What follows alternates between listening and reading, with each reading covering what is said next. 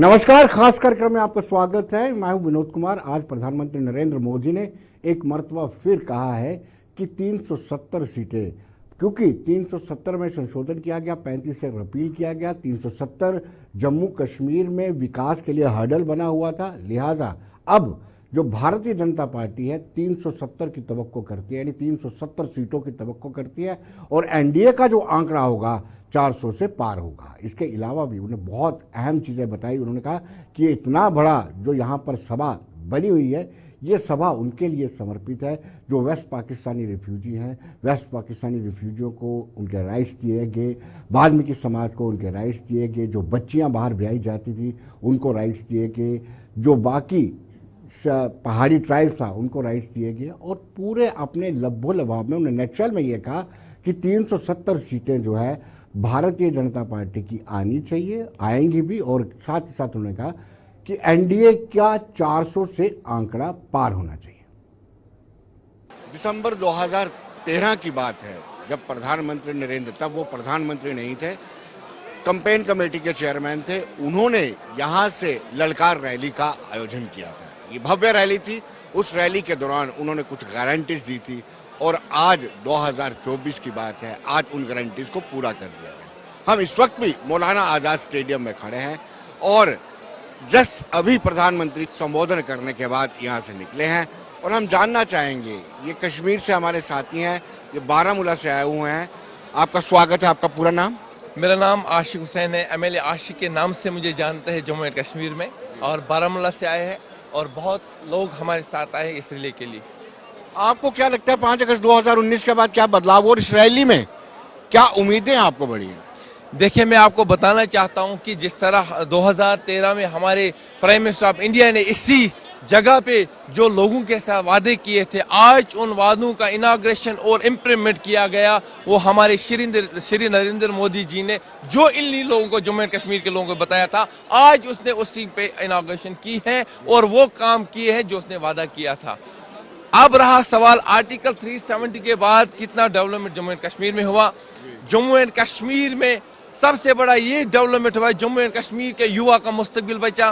कम से कम आज कब्रिस्तान आबाद नहीं होते हैं, कम से कम आज जेल खान आबाद नहीं होते हैं, कम से कम आज पैलेट गन नहीं चलते हैं, कम से कम आज जहां बच्चों का मुस्तकबिल, युवाओं का मुस्तकबिल बना। Regional political parties, national conference और पीडीपी की बात करें, उनका ये कहना है कि युवाओं को जेलों में रखा जाए, इसलिए शांति है। देखिए, जब युवा जेलों में थे वो उन्हीं की सरकार थी, वो नेशनल कॉन्फ्रेंस की सरकार थी, वो पीडीपी की सरकार थी। उस टाइम पूरे जेलों में आप देखोगे उन्होंने युवाओं को जेलों में भरा है, उन्होंने युवाओं को कब्रिस्तानों के अंदर दफन किया है। वो दो ही पार्टियां थी जम्मू एंड कश्मीर में, नेशनल कॉन्फ्रेंस और पीडीपी सरकार। जब से हमारी नरेंद्र मोदी जी की सरकार सेंटर में आई है, आप आज दिखाइए मुझे कहाँ पे पैलेट गन चल रहे हैं, कहाँ पे पीएसए लग रहे हैं, कहाँ पे इस टाइम स्कूलें चल रहे हैं। ये सिर्फ श्री नरेंद्र मोदी जी है, honourable prime minister of India, जिसने हमें इस जुल्म से निजात दिलाया जो कि पिछले 70 सालों से यहाँ पे जो सियासत करते आए हैं। हम आज नरेंद्र मोदी जी का शुक्रिया अदा करते जिसने इस जम्मू एंड कश्मीर के मुस्तकबिल को बचाया। आप हमारे चैनल के माध्यम से ये बता सकते हैं कि वाकई में 5 अगस्त 2019 के बाद वहाँ पे बाजार, कारोबार नियमित रूप से रेगुलर चल रहा है, स्कूल, कॉलेजेस, इंस्टीट्यूशन सीधे चल रहे हैं और लोगों में बदलाव आया है? आप याद कीजिए, जिसको नेशनल कॉन्फ्रेंस और पीडीपी ने लाल चौक को उनने पाकिस्तान चौक नाम दिया था, जो इस कौम को दबा के रखा था, एक दहशत बना के रखा था कि लाल चौक में कोई तिरंगा उठाने वाला नहीं होगा, जम्मू एंड कश्मीर में कोई तिरंगा उठाने वाला नहीं होगा। आज देखिए हर बच्चे के हाथ में तिरंगा नजर आएगा। उसी लाल चौक में आज परचम लहराते एक बच्चा, नौजवान, माँ, बहनें। यही नरेंद्र मोदी जी की हुकूमत है, यही भारतीय जनता पार्टी की हुकूमत है और हम सलाम करते हैं आज हर बच्चे के हाथ में तिरंगा होता है। जिस चीज को इन सियासतदानों ने दबा के रखा था, आज उस डर को खत्म अगर किया वो श्री नरेंद्र मोदी जी है। शुक्रिया। देखा आपने किस तरीके से बारामूला के युवक किस तरीके से कह रहे हैं कि 5 अगस्त 2019 को जब संवैधानिक बदलाव हुआ और उसके बाद किसे कश्मीर की आबो हवा में बदलाव हुआ है, अमन फैल रहा है वहाँ पर, जो इंस्टीट्यूशंस हैं, एजुकेशन इंस्टीट्यूशंस वो लगातार चल रहे हैं। और जो बाजार हैं नियमित रूप से चलते हैं, वो अलगाववादियों का कैलेंडर खत्म हो चुका है, पत्थरबाजी ऑलमोस्ट खत्म हो चुकी। जैसे ही प्रधानमंत्री नरेंद्र मोदी ने भी कहा है, अब वहां पर पॉजिटिव खबरें सुनने को मिलती हैं। Rafiq Khan ji former MLC, Rafiq Shah former MLC हैं और इस वक्त हाँ जी, आपसे जानना चाहूंगा कि पहाड़ियों को जो एसटी का दर्जा दिया गया है उससे क्या बेनिफिट आपको? पहाड़ी कबीले को जो शेड्यूल ट्राइब का दर्जा दिया है मौजूदा सरकार ने, मैं ये कहूँगा कि 75 बरस की ग़ुलामी से मौजूदा गवर्नमेंट ने पहाड़ी कबीले को आज़ाद करके उनके बुनियादी हकूक़ बहाल किए हैं, उनकी सतह ज़िंदगी को बुलंद किया है और 75 बरस के बाद हमारे पहाड़ी कबीले के साथ हक इंसाफ हुआ है। क्या आपको लगता है कि इससे गुज्जर बकरवाल समुदाय नाराज हो जाएंगे जो पहले से एसटी के हैं? क्या उसको आप कैसे मिलजुल कर कैसे रहोगे आप, क्योंकि ये आपके लिए बहुत बड़ी चुनौती है दोनों ही समुदायों को लिए? नहीं, गुज्जर और बकरवाल समुदाय नाराज नहीं होगा, क्योंकि हमें अपना आईनी हक मिला है, इंसानी हक मिला है। हाँ, कुछ पॉलिटिकल पार्टीज और कुछ पॉलिटिकल ठेकेदार जरूर जो है नाराज होंगे, जो इस चीज़ पर बिजनेस चला रहे थे, जिनकी दुकानें चल रही थी उनकी दुकानें बंद हो गई। वो डोगरा, कश्मीरी, मुसलमान, हिंदू, गुज्जर, पहाड़ी इस नाम से दुकानें उनकी चल रही थी, वो दुकानें सब बंद कर दी मोदी जी ने। अब जो है हर एक तबके के साथ इंसाफ हो रहा है, हर एक आदमी के साथ इंसाफ हो रहा है और पहाड़ी कबीला जिसके साथ 75 बरस से इंसाफ नहीं हुआ था, आज हमारे साथ इंसाफ हुआ, हमारे लोगों के साथ इंसाफ हुआ। रफीक शाह जी, क्या आपको लगता है, हालांकि ये आपका मौलिक अधिकार था, आपको एसटी का दर्जा मिलना चाहिए था, आप लंबे समय से 1991 से स्ट्रगल करते आ रहे हैं, लेकिन क्या इसका राजनीतिक लाभ पॉलिटिकल भारतीय जनता पार्टी को मिल पाएगा? क्या वोट में तब्दील हो सकता है? देखिए, भारतीय जनता पार्टी ने ये कोई कंडीशन नहीं रखी है कि आप हमें वोट दे दो, हम आपके जो है राइट्स रिस्टोर करेंगे तो आप हमें वोट दे दो। लेकिन हमारा अपना ज़मीर, हमारे लोगों का अपना ज़मीर ये चीज़ मानना चाहिए कि अगर भारतीय जनता पार्टी ने एक लंबी गुलामी से हमें आज़ाद किया है तो हमें बदले में भारतीय जनता पार्टी का शुक्रिया अदा अपने वोट से करना चाहिए। बीजेपी कंसंट्रेट कर रही है अनंतनाग, पुंछ और राजौरी पर, इस सीट पर ज्यादा कंसंट्रेट कर रही है। क्या उसमें जो पहाड़ी समुदाय है उनका एक बहुत बड़ा चंक है, वो कन्वर्ट हो सकता है वोट में? जी, पहाड़ी समुदाय वोट देगा और हमने पहले ये कहा है कि हम एहसान का बदला एहसान से चुकाएंगे, मोहब्बत का बदला मोहब्बत से चुकाएंगे। ये हमारी मुश्तरका लीडरशिप का फैसला है, ये हमारे लोगों का फैसला है, ये हमारे अवाम का फैसला है, क्योंकि हमारे अवाम के साथ हक इंसाफ किया है मौजूदा गवर्नमेंट ने और 75 बरस की गुलामी से हमारे पहाड़ी लोगों को बाहर निकाला है, एक मुसीबत से बाहर निकाला है, गुर्बत के दलदल से बाहर निकाला है, जलालत के दलदल से बाहर निकाला है। इसलिए हमारे लोग भारतीय जनता पार्टी को वोट देंगे।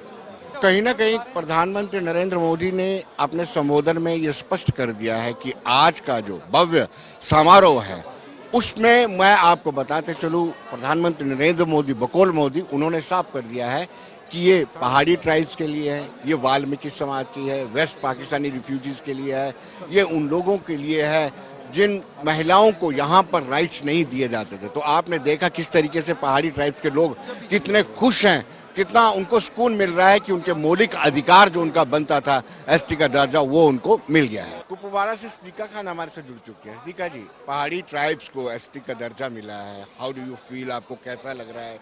क्योंकि ये जद्दोजहद 1991 से चल रही थी और आज प्रधानमंत्री ने अपने संबोधन में ये स्पष्ट भी कर दिया है कि वो पहाड़ी ट्राइब्स को जो दर्जा दिया गया है वो वाकई में डिजर्व करते। तो आप कैसा महसूस कर रहे हैं, आपका पूरा पहाड़ी लोग कैसे महसूस कर रहे हैं? पहले तो आपका शुक्रिया अदा कर रही हूँ क्योंकि आपके चैनल के माध्यम से सब मुझे सुनेंगे। हमारे पहाड़ी लोगों की आवाज़ दबी हुई थी, उनकी आवाज़ आज तक किसी सरकार ने नहीं सुनी। ये 70 साल की लड़ाई थी, जिस लड़ाई को हमारे मोदी जी ने कामयाब कर दिया और पहाड़ियों को दर्जा दे दिया और पहाड़ी इतने खुश हैं, इतने खुश हैं, बैंड बाजों से ढोल ढमाकों से अपने पूरे गांव में घूमते हैं हर किसी का। और मोदी मोदी मोदी जी चल रहा, वहाँ पे कुछ नहीं चल रहा। अदर पार्टियाँ कितनी आई कितनी गई हैं, किसी ने कुछ नहीं किया। जो काम हिंदुस्तान के अंदर हुआ सब मोदी जी ने किया। नामुमकिन को भी मुमकिन करके दिखा दिया। ये मोदी जी की कमाल है, बाकी अदर पार्टी कभी नहीं कर सकती थी। ये सिर्फ हमारे मोदी जी ने एक पहाड़ियों को, पहाड़ी के हर जो भी कास्ट थी उन सबको दर्जा दिया गया। ये सिर्फ मोदी जी की कमाल है। हम बहुत खुश हैं, बहुत खुश हैं। हम तो चाहते हैं कि उनके चरण भी पूरी उम्र दो के पिए तब भी हमारे लिए बहुत कम है, क्योंकि पहाड़ियों का ये बहुत बड़ी लड़ाई थी। हमारे कई बुजुर्ग बेचारे चले गए इस दुनिया से, लड़ाई लड़ते लड़ते नहीं हुआ आज तक, लेकिन मोदी जी ने आज किया तो आज उनकी रूह भी खुश है और हम लोग तो खुश ही हैं। भारतीय जनता पार्टी जिंदाबाद, मोदी जी जिंदाबाद। लेकिन मैं ये जानना चाहता हूँ कि क्या ये जो दर्जा दिया गया है एसपी का, इससे बीजेपी को लाभ होगा? क्या पहाड़ी ट्राइब्स के लोग बीजेपी को वोट कास्ट करेंगे? बिल्कुल करेंगे। आज तक आप देखो ना, वैसे ही फ्री में लोग वोट ले जाते थे पहाड़ियों बेचारे को बेवकूफ बना के। पहाड़ों में भोले भाले रहते, उनको क्या पता चलता था, जो कोई बोलता था उसी के साथ चले जाते कि पहाड़ी बहुत सीधे लोग होते। तो अब तो मोदी जी ने उनको इतना बड़ा दर्जा दिया उनकी पीढ़ियों तक, तो मोदी जी को नहीं जाएंगे तो और किसको जाएंगे? पूरी हमारी पहाड़ियों की करना कंस्टिट्यूंसी की 100% सीट मोदी जी की है। क्या बात कर रहे हो आप? जो गुज्जर बकरवाल समुदाय है वो इससे खफा नहीं है? क्या आप उनके साथ मिलकर के चलना पसंद नहीं करेंगे? वो बिल्कुल खफा नहीं है ना, वो पहले खफा थे ना वो अब खफा है। ये चंद लोग जो होते हैं ना बीच में, हर कमेटी में होते हैं, वो कोई होते हैं क्योंकि वो दूसरी अदर पार्टियां उनको अपना खिचड़ी खिलाते रहती हैं, उस वजह से थोड़ा बहुत हो जाता है, बट कुछ नहीं है। हम गुज्जर पहाड़ी एक है, ये बाई है, इनका कोई ऐसा सीन नहीं है किसी किस्म का भी। ये हमेशा एक दूसरे का बाजू है और एक दूसरे का साथ बन के चलेंगे इंशाल्लाह जरूर। दर्शकों, आपने देखा कि किस तरीके से पहाड़ी और गुज्जर समुदाय मिलजुल कर एक साथ चलना चाहते हैं। उनका कहना है कि कुछ सियासी जो लीडरान हैं वो इसमें कहीं ना कहीं आड़े आते हैं। वो चाहते हैं कि दोनों के बीच में जो आपसी भाईचारा वो नहीं बने। अलबत्ता ये दोनों चाहते हैं मिलजुल करके देश का विकास हो, जम्मू कश्मीर का विकास हो। आपका शुभ नाम? सर, मैं उड़ी बॉर्डर से आया हूँ, उड़ी कॉन्स्टिट्यूंसी बॉर्डर से आए हम इस वक्त आए थे उड़ी के लोग यहाँ पे मोदी जी का शुक्रिया अदा करने। जैसे 1 लाख वोट उड़ी कॉन्स्टिट्यूंसी का है, उसमें पहाड़ी जो वोट है वो 60,000 वोट है, और हम इस बारी पार्लियामेंट में एकता करके, जिस तरह पहाड़ियों को मोदी जी ने एसटी का जो दर्जा दे दिया, एक साथ होकर उड़ी कॉन्स्टिट्यूंसी से मोदी जी को पार्लियामेंट में हम 50,000 वोट दिलाएंगे। पार्लियामेंट छोड़िए, जब असेंबली एक्शन होगी उसमें क्या बेनिफिट मिलेगा? देखो जी, पहले तो जब असेंबली का चुनाव होंगे, पहला जो कंबल खिलेगा वो उड़ी के बॉर्डर से खिलेगा, और पूरे हिंदुस्तान में ये मैसेज आएगी, उड़ी के अंबल, उड़ी का एमएलए कंबल पे वोट डाल के जीत कर असेंबली में हमारा जाएगा। प्रधानमंत्री नरेंद्र मोदी ने अपने संबोधन में ये स्पष्ट कर दिया है कि महिलाओं का सशक्तिकरण उनका एक लक्ष्य है, और जिस तरीके से सरकार ने ये पार्लियामेंट में फैसला लिया है कि 33% रिजर्वेशन महिलाओं को दी जाएगी, एक बहुत बड़ा फैसला है, और 2029 में ये रिजर्वेशन दी जाएगी। आज की रैली को लेकर के आपसे मैं ये पूछना चाहता हूँ, कैसा रहा आपको? महिलाओं के लिए उन्होंने बहुत सारे अच्छे शब्द इस्तेमाल किए कि सशक्तिकरण किया जाएगा, और साथ साथ उन्होंने ये भी जिक्र किया कि 370 से पहले जो यहाँ की बच्चियाँ बाहर शादी हो जाती थी उनके राइट वेव ऑफ हो गए। आपका क्या कहना? जय श्री राम सभी को। आज हमारे मंदिरों के शहर में मोदी जी का आगमन, शुभ आगमन हुआ है, और उसका जो स्वागत है, जोश देखने को ही मिला हमें। बहुत ही दिल खोल कर सभी ने मोदी जी का स्वागत किया, और अनेकों योजनाओं से उन्होंने हमें संपन्न किया, उसके लिए तहे दिल से उनका धन्यवाद करते हैं। 370 और 35A का ऐतिहासिक फैसला जो हटाया गया है जम्मू कश्मीर से, वो सिर्फ ऐतिहासिक फैसला हमारे प्रधानमंत्री जी की राजनीतिक इच्छा शक्ति का प्रतीक है। उसके बिना यहाँ पर विकास जो था देखने को नहीं मिल रहा था, संभव ही नहीं हो पा रहा था। लेकिन पिछले 9 सालों में विकास का परचम जो जम्मू कश्मीर में चारों ओर देखने को मिला, वो सिर्फ और सिर्फ हमारे आदरणीय मोदी जी के कारण ही हुआ है। क्या बात रही हमारे वुमेन एम्पावरमेंट की, सशक्तिकरण की, उन्होंने बहुत सारी योजनाएं सिर्फ महिलाओं को ऊपर उठाने के लिए की हैं।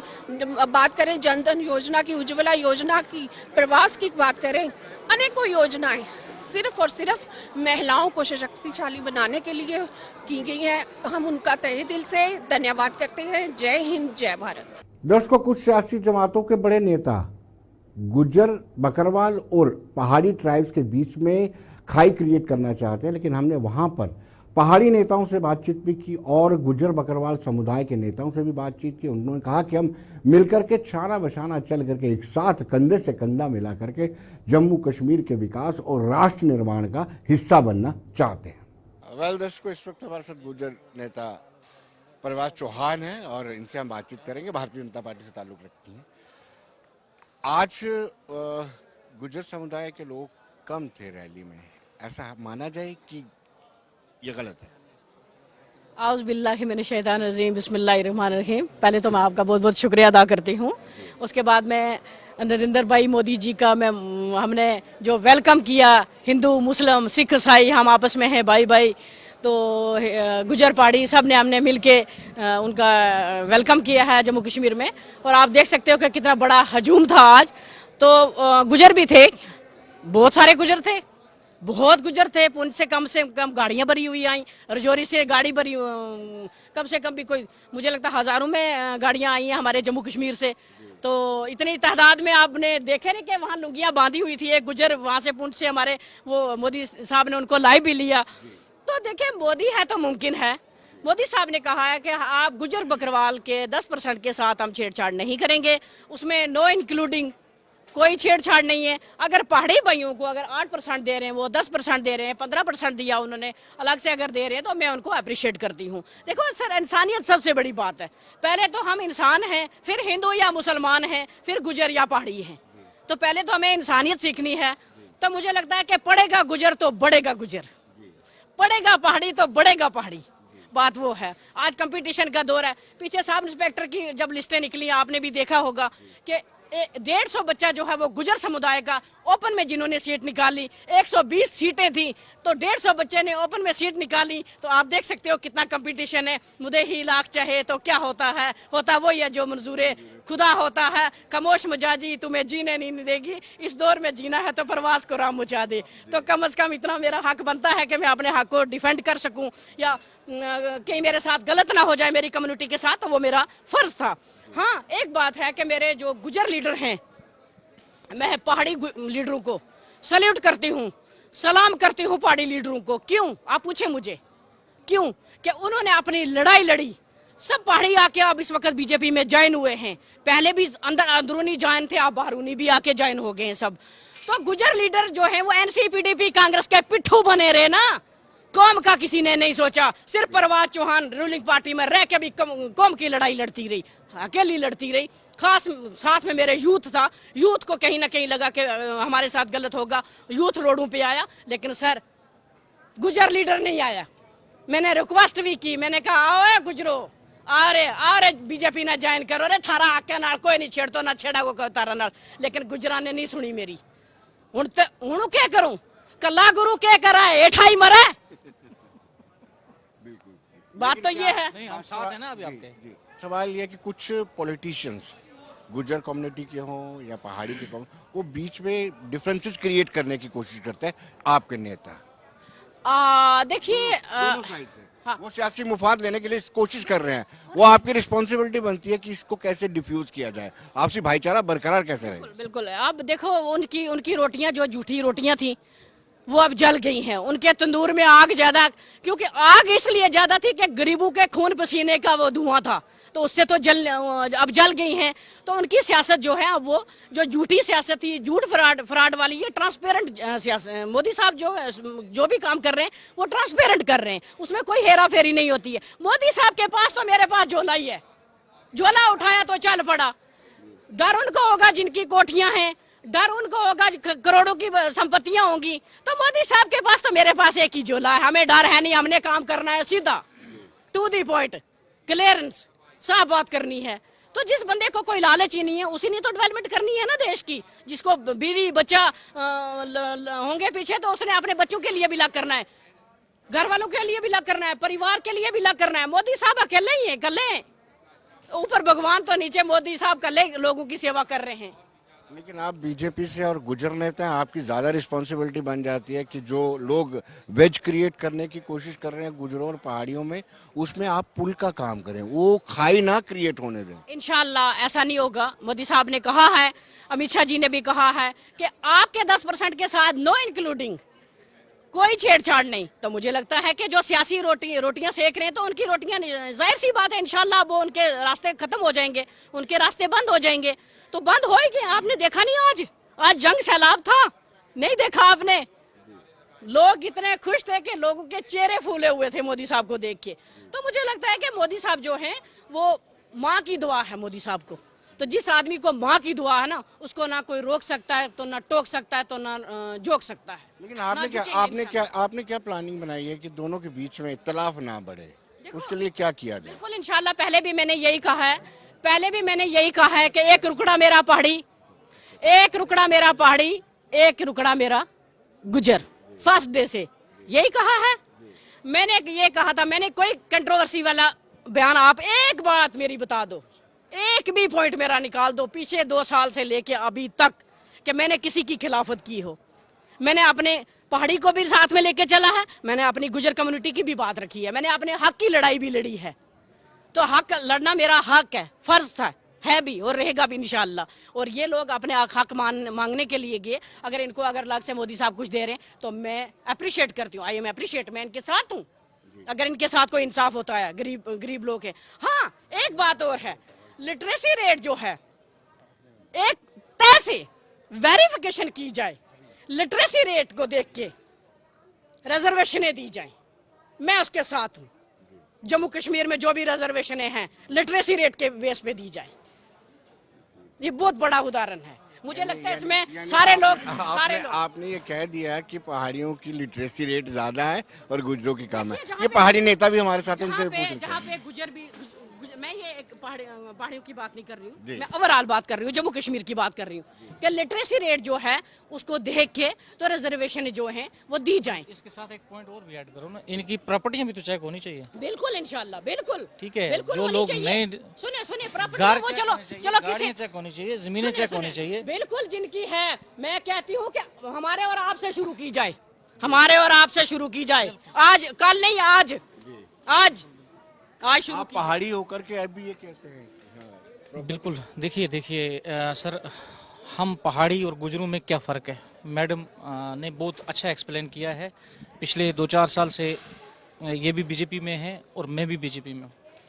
हम एक दूसरे को सुनते हैं, दोनों सोशल मीडिया पे हैं, काफ़ी अच्छी खासे फॉलोअर इनके भी हैं और मेरे भी हैं। मैं स्पोक्स पर्सन भी रहा हूँ पहाड़ियों का, अभी भी हूँ। इस बहन ने हर मुमकिन कोशिश की है पहाड़ी और गुजर के बीच में इत्तेहाद रहे। हालांकि उस चीज़ का इसको खामियाजा भी भुगतना पड़ा, कई बार इस पे हमले भी हुए हैं। मुझे पता याद है, वो एक मतलब औरत के ऊपर किस तरह से लोगों ने फिर कमेंट भी किया या जो भी किया, लेकिन इन्होंने बड़ी अच्छी टैक्टिस ये बरती, अपनी कम्युनिटी की बात भी रखी। मैं पहले इनकी तारीफ करता हूँ, अपनी कम्युनिटी की बात भी रखी, पार्टी में भी रहे, हक की बात भी की, सब चीज़ों को इन्होंने। और पहाड़ी और गुजर का बैलेंस बड़े अच्छे से इन्होंने वो करके रखा। अब रही पहाड़ी और गुजर की बात, हम एक ही जैसे लोग हैं, एक ही तरह के हैं। मेरी बात आपको शायद समझ नहीं आएगी, पहाड़ी इनको समझ आएगी और इनकी मुझे समझ आएगी। और मेरा जो खाना रहन सहन है इनका एक ही जैसा है, हम लोग एक ही जैसे हैं। तो ये मोदी साहब, मैं ये कहूँ कि मोदी साहब सच्चा है और मोदी साहब वादे का पक्का है और मोदी साहब ने अब दिल जीत लिया है। और दूसरी चीज जो इन्होंने पहाड़ी लीडरशिप की बात की, उसके लिए हमें अपनी लीडरशिप पे इस बात का फख्र है कि देखिए, ना तो हमने पुतला फूका, ना हमने रोड बंद किया, ना हम अपने नौजवानों को रोड पे निकाला कहीं पत्थर मारने के लिए, ना ही कोई ऐसा वायलेंस किया। बिल्कुल हमारी लीडरशिप ने हमें जब भी बोला कि साइलेंस रहो, चुप रहो, हम काम कर रहे हैं।